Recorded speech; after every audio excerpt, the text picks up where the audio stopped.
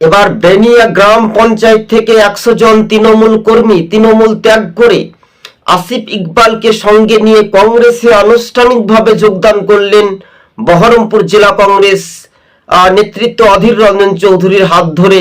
একেবারে স্পষ্ট হয়ে গেল 2026-এর বিধানসভা ভোটে এবার কংগ্রেসের প্রার্থী হিসেবে চাইছে আসিফ ইকবালকে, অর্থাৎ এই মুহূর্তের সেটাই কিন্তু ফারাক্কার একটা সমীকরণ উঠে আসছে। আপনাদেরকে আরো একবার জানিয়ে রাখি, বড় খবরের আপডেট, কংগ্রেস নেতার হাত ধরেই ফের 100 জন কর্মী বেনিগ্রাম অঞ্চল থেকে বিভিন্ন সময়ের কথা আমরা উল্লেখযোগ্য তাৎপর্যপূর্ণভাবে তুলে ধরলেও তৃণমূল তাসের মতো ঘর ভাঙছে।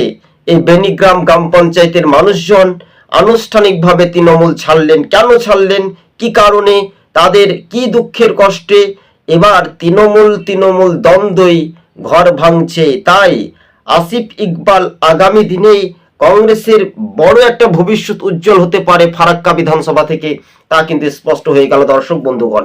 তবে হ্যাঁ, আপনারা যদি আমাদের সবুজবঙ্গ নিউজ চ্যানেলটি যদি ভালো লেগে থাকে অবশ্যই শেয়ার করে পাশে থাকবেন।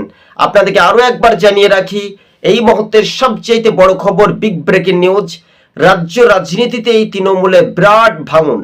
অধীর চৌধুরী বলেন, মুর্শিদাবাদের তিলে তিলে তৃণমূল ভাঙছে তাসের মতো, যারা বিরোধী রাজনৈতিক দল তাদের জয় নিশ্চিত হয়ে গেল। আজ এই পর্যন্ত।